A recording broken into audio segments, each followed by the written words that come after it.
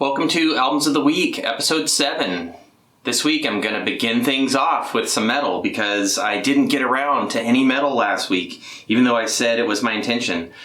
Sorrow and Extinction by Pallbearer. I picked this up in a lot with a bunch of other records that ranged all the way from Beatles to Eazy-E, and obviously had some metal somewhere in that range.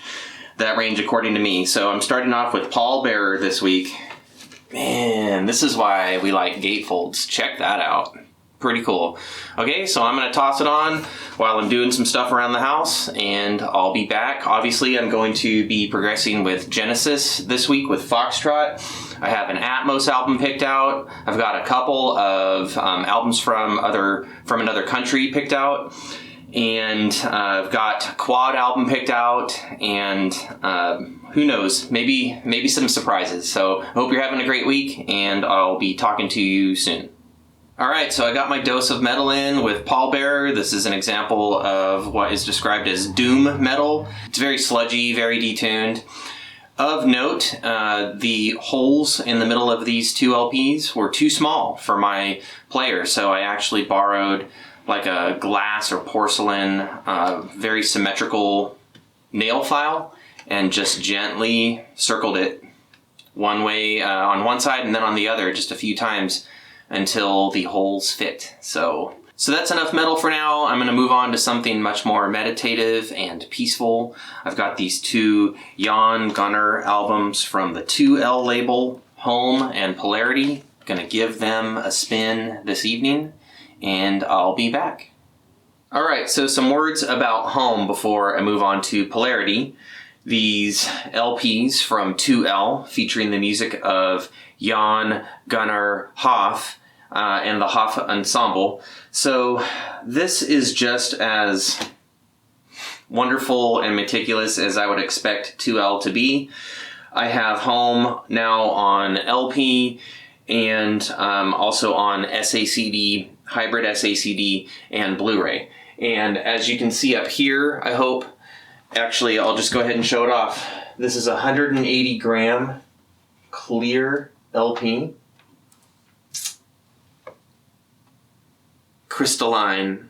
I think it kind of goes with the art of the jacket.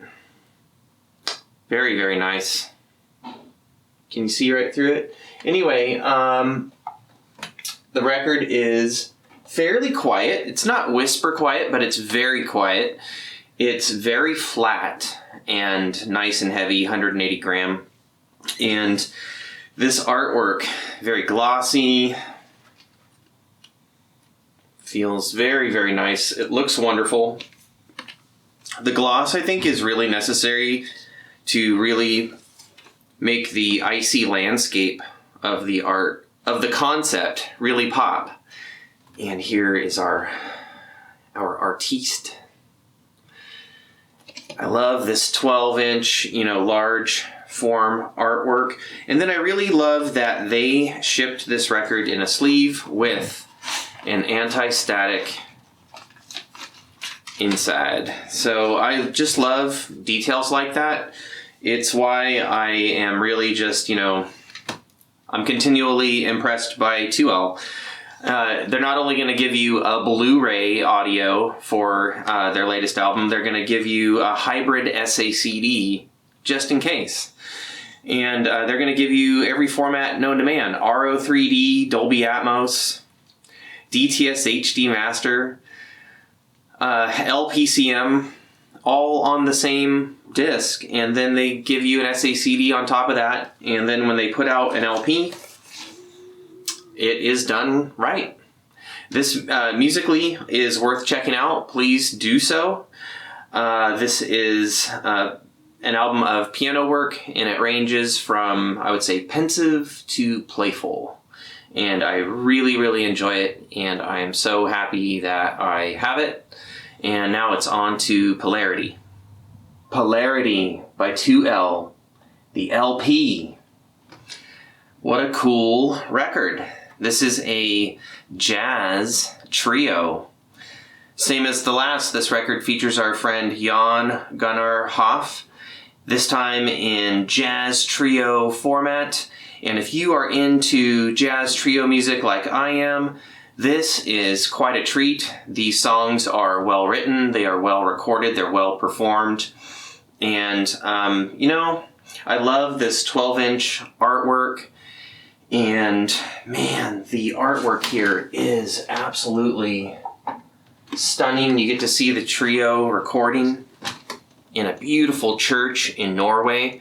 But that's enough of LPs. I am off now to Atmos land. Hey there, so last I left this video was about 5 days ago, and since then I've been pretty sick, and today's the first day that I can talk without pain and be somewhat understandable. So I apologize that this video is a few days late for those that have come to rely on these videos on a certain schedule, and for the quality of my voice. This is as good as I could get it today. Alright, so since the last thing I said a week ago was I was headed to Atmos land, I'm going to just give you a recap of what I've been doing the last 5 days as I couldn't talk.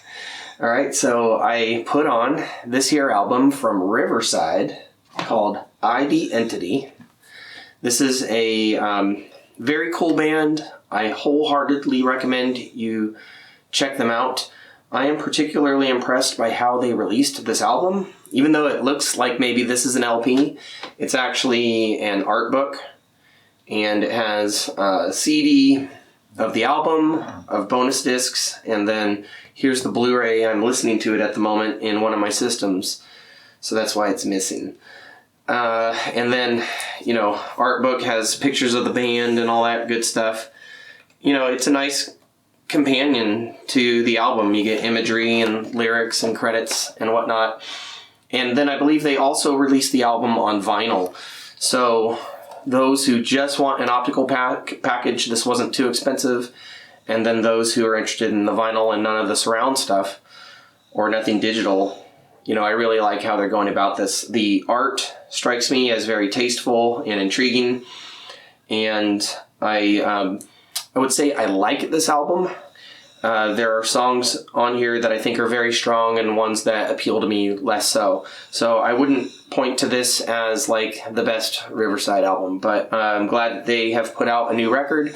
I just saw them live recently and they just kicked all kinds of unholy rear end. So I thought I would support them with an album purchase. I'm glad I did. I've heard the Atmos version of the album. And for those curious, I would say it's not the greatest Atmos mix in the world.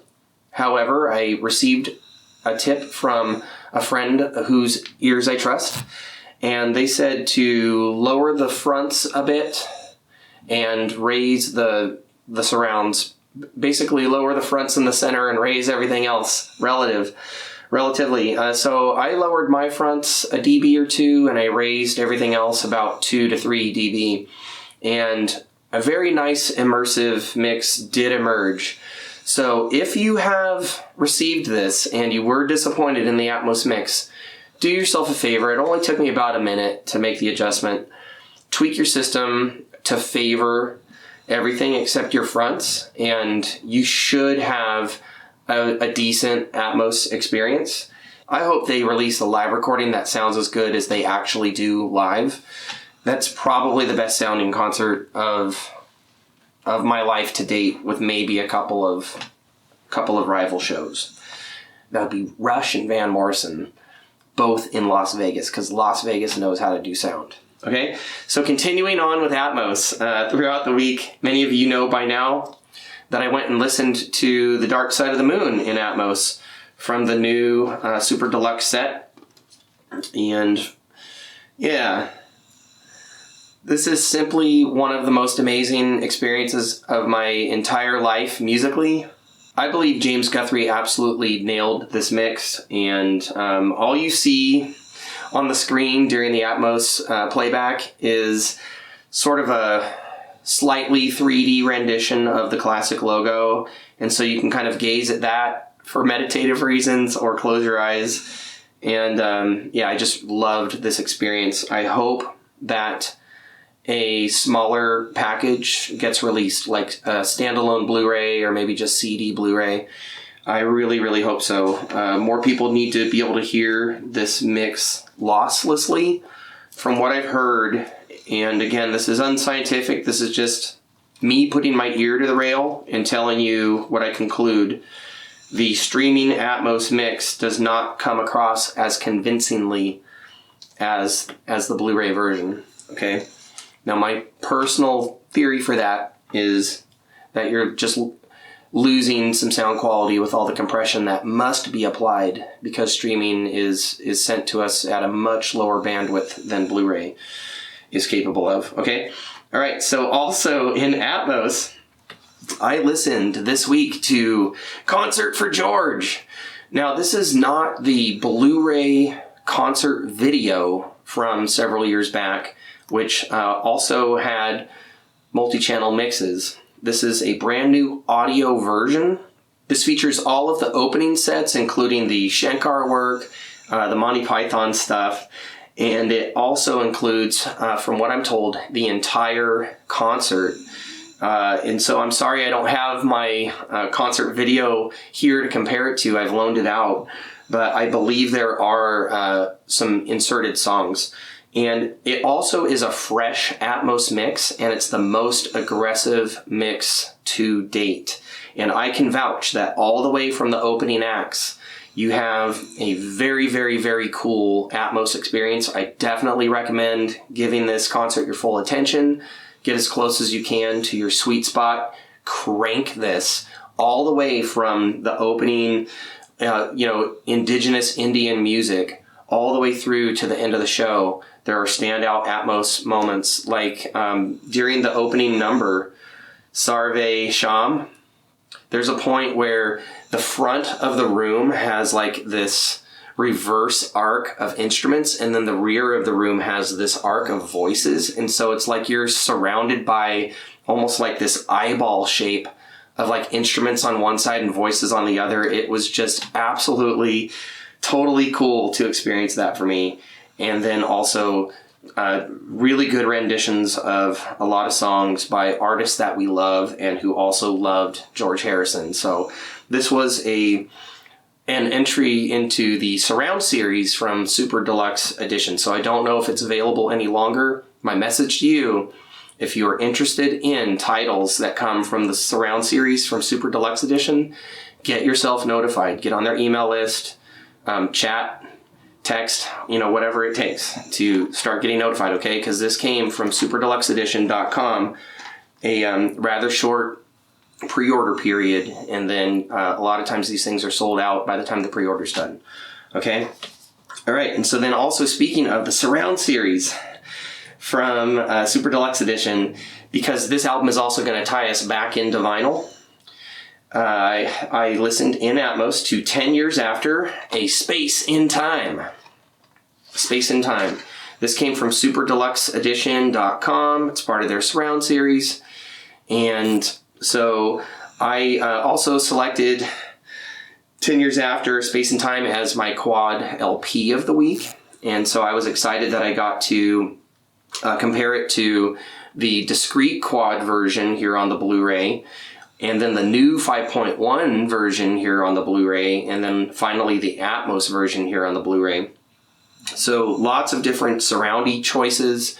And then this thing was released a while back on a DVD video with some channel assignment problems. I'm happy to report that the classic quad contained here matches the mix on my quad LP. So this quad mix as presented on this Blu-ray is legit. There are a couple of songs that have really obvious patterns where like a part spirals around the room. And in the proper mixes that sounds like a spiral, and in altered mixes, in the faulty mixes, it sounds like a Z shape. And that's not comfortable. But anyway, so this is a very cool Blu-ray. I would say that my favorite way to listen to this is now officially the lossless discrete quad on the Blu-ray. It sounds like the LP close enough, but just with better fidelity because my copy is a little bit beat up. It's hard to find quad in like really good shape, okay? And then I like the 5.1 and the Atmos but I really feel like the quad is the right vibe for this record. I think the quad engineer, I think it was Larry Keys probably, I think he really nailed it, and there's just no improving perfection sometimes. But anyway, totally cool that a 5.1 and Atmos mix were made, and that everyone has options for however they want to listen. But yeah, check out the quad. For 10 years after Space and Time, the quad is the way to go. Okie doke. All right, so then that brings us back to the 10 years after a Space and Time quad again. Like I said, my copy's not in the greatest shape, and I'm seeing from the back here that the quadraphonic remix engineer was indeed Larry Keys. This is such a cool mix, and I'm glad to have it in analog, even though the Blu-ray sounds better now. You know, once upon a time, the Blu-ray wasn't an option, so I had a chance to listen, and then, I don't know, what if someday I'm like super old and all my Blu-ray players break, but my turntable still works? So I've got an analog backup, so I love it. All right, so forging ahead through LP territory, I went and listened this week to a new favorite record. This is Garbage, No Gods, No Masters. I'm a pretty big Butch Vig fan, and so I'm pretty sure that whatever he's been involved in, it may be interesting to the point that it defies accessibility, but it's not gonna suck. It's gonna at least do what was set out to be done. And I love Garbage, and this record is just a strong one. It's from 2021. It's relatively new, and it has like super cool, just like, you know, fairly simple but effective artwork. I love pink. So anyway, Garbage, No Gods, No Masters. I totally recommend it. Butch Vig, for those who are not quite initiated, produced some pretty early Smashing Pumpkins and then Nevermind for Nirvana, and is just constantly involved chronically in multiple, many like musical projects. He's just super creative. And so when I saw that Garbage had a recent LP in my local shop, I snatched it without hesitation, and I think you should too. All right, so this moves me on to my Genesis review for the week. And I apologize because I've been sick for 5 days. I actually don't know if I've already filmed some Genesis material, so this could be a bit of a hodgepodge this week. But anyway, this week's album is Foxtrot, and I will get to a comparison of the LP and the stereo SACD and also 5.1 SACD versions of the album, plus some of the extras. But for now, let's just talk about the LP, or just the album in terms of the music. This, I believe, was the first early Genesis record that I gave a chance to. Growing up in the 80s, I was actually more familiar with the Phil Collins-led version of the group. And I also was familiar with this guy named Peter Gabriel, but it was actually fairly late in life that I figured out that Peter Gabriel led an earlier incarnation of one of my favorite groups.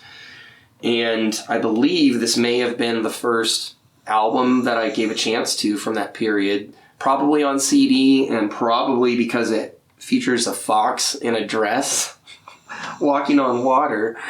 That there's a fair chance that had something to do with it. Now, my version is non-gatefold. It's just a simple sleeve, and it's got a generic inner.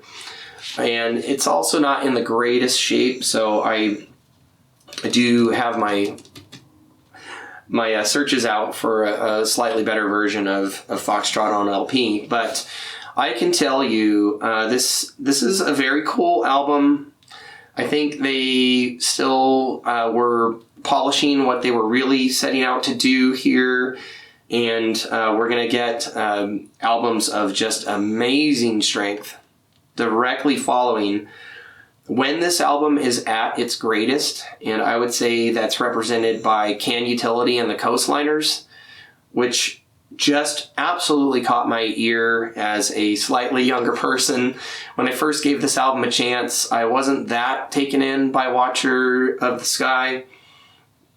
It It just has a very weird pulse, as you well know, and one that just doesn't ever really sink its teeth into me.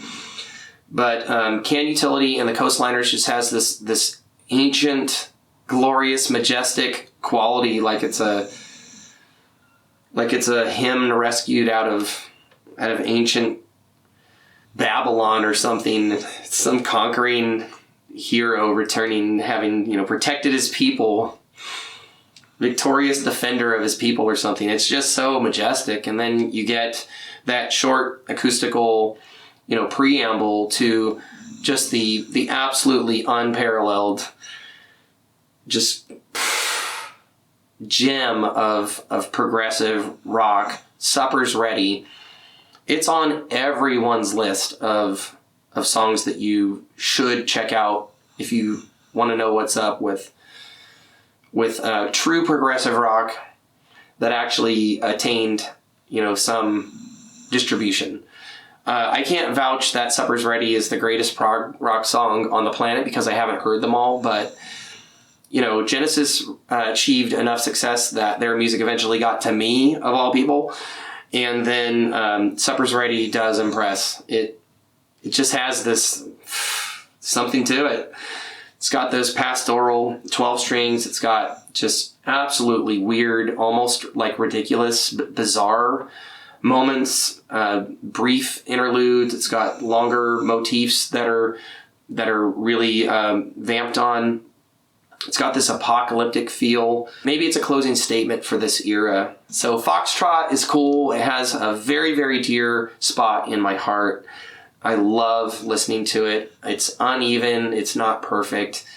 It definitely is rewarding, though. And if you haven't heard Can Utility and the Coastliners ever, or Supper's Ready for that matter, please do yourself a favor and queue them up on service of your choice.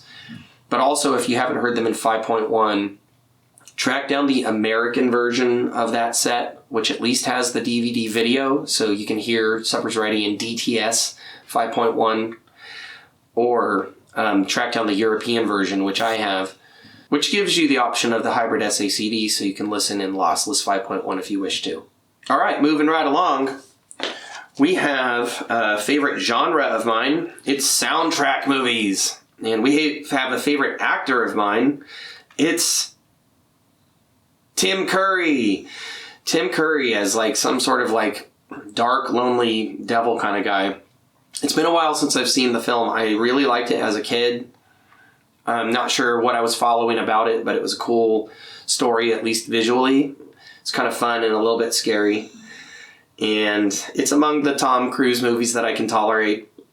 You have music by Tangerine Dream, and one song in particular where they collaborate with John Anderson from Yes. And that voice is just iconic for me. It resonates in my brain in just a powerful, special way. So Tangerine Dream and John Anderson, I had to go for it. I will warn you that this album does not contain examples of the best work for anyone involved, but it is a cool, funky listen if you can find it at a decent price.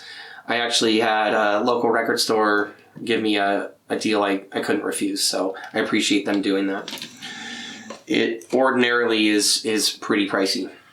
All right, so we move on to Weather Report, Heavy Weather. As someone who does appreciate fusion, and I occasionally, discuss certain artists with my friends and family, I have always considered this to be an album that I should give a chance to. I hadn't heard it until just a few days ago. So it's Weather Report, Heavy Weather. I will just say this was not what I was expecting. And sort of in a neutral way. It's just not what I was expecting. It is obviously composed and performed by just brilliant geniuses, and Weather Report, their reputation speaks for itself.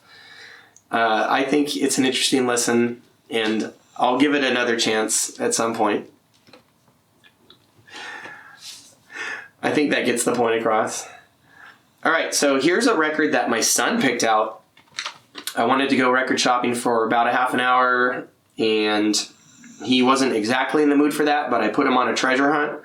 So you'll see albums over the next several weeks that were picked out because they had a funny or otherwise kind of silly or interesting cover in that regard. So my son picked this out. This Tom Morello album, the Atmos Underground Flood. He picked it out, yes, because of the ultraviolet neon elephant with butterflies' wings for ears on the front. And I commend him for that. It is a most excellent, silly, funny, amazing, intriguing cover. The record is also just super, super cool. It features guest performances from lots of musicians that I love, including Alex Lifeson. It has this like kind of raspberry, blueberry sherbet swirl vinyl pattern. And the music is super cool. I think there are a couple of tracks on here that deserve to be hits. I'm not sure how they charted or anything, but they're catchy as all heck, totally enjoyable, and what a cool album. Alex Lifeson, Kirk Hammett, Manchester Orchestra, Rodrigo y Gabriela. I'm going to be talking about them pretty soon with a buddy when we discuss music from Mexico. So it's notable that this album concludes with a collaboration with Rodrigo y Gabriela. And it's very cool. It's very cool. It makes me very excited about putting on a certain album from this coming week. And also about my chat with my buddy coming up. Okay? So Tom Morello, the Atmos Underground Flood. Definitely recommend this. Now, when I first put it on, I didn't realize it was a 45 RPM record. So I listened to side A and a little bit of side B at 33 and a third RPMs. And the cool news is I can recommend side A both ways. Side B ended up sounding a little bit weird because of vocalist, timbre. But anyway, very, very cool stuff. I really feel like this pushes forward into, some groundbreaking sounds and ways of combining sounds. I'm very, very impressed with this record. It is another new favorite, and it will be in very frequent rotation for me. Makes me wish there were a surround or immersive version. Maybe there is, so that's something to search for. Anyway, super cool record. Tom Morello from Rage Against the Machine and Audioslave. All right, we're getting near the end of the albums of the week. Roger Waters. Here is an artist who has achieved some controversy recently, not only with being rather outspoken about some political views, but also with the announcement that he has re-recorded Dark Side of the Moon. I'm not exactly sure what that means, if he just went for a straight-up cover of the album, or if certain measures of artistic license are being levied to kind of bring a different flavor of the album to us. I really don't know what that's all about, but anyway, this is This the Life We Really Want by Roger Waters. It's a double LP from several years back at this point. I've just never seen it at a decent price, and this was in good condition and at, kind of a fair, normal album price. So I'm a fan of Roger Waters, even though I don't agree with every single nuance of every view of his. I do appreciate when someone is simply honest and, will take a risk with their reputation for what they believe in. Okay, so enough said about that. I don't feel like this album is breaking new ground, as opposed to, the Tom Morello record. I'd rather point you at that, because I think this is making a bolder, cooler, fresher, more interesting artistic statement. But, it's Roger doing the Roger thing, and there are some standout songs. The title track and Deja Vu. But to be perfectly upfront about it, I picked this up mainly as a completist. I'm glad I have it. I'll probably give it more listens over time. But yeah, it is what it is. Not bad. Glad I have it. Okay, and so here we get to almost a guilty pleasure of mine. I love these guys. Saga. They're not a guilty pleasure. They're just awesome. They're just kind of unknown. Okay, so imagine if like mid-'80s Rush were written in just a slightly poppier style and produced a lot more sympathetically to like what the 80s sound was trying to do. I guess what I'm saying is these guys pull off the 80s sound a little better than Rush did, in my opinion. And you have some similarities with writing style and genre to Rush, just a little bit more on the poppy side. Saga, worlds apart. Check out Time's Up if you're curious about material from this period. And if you like Time's Up, give the album a chance, I'd say. And then if you like this album, go an album back and an album forward. And check out Saga. They're very cool. The other album I can totally vouch for is Head or Tails. So that brings us to the end of the albums of the week. I will go do my edit now. I mean, like, right now. Upload this as soon as I possibly can. Wish you a great week ahead. Please leave your comments below. I want to know your opinions on all these albums, stuff that maybe I should check out in the future. Anything that you want to add, like, subscribe, ring the notification bell. I mean, like, right now.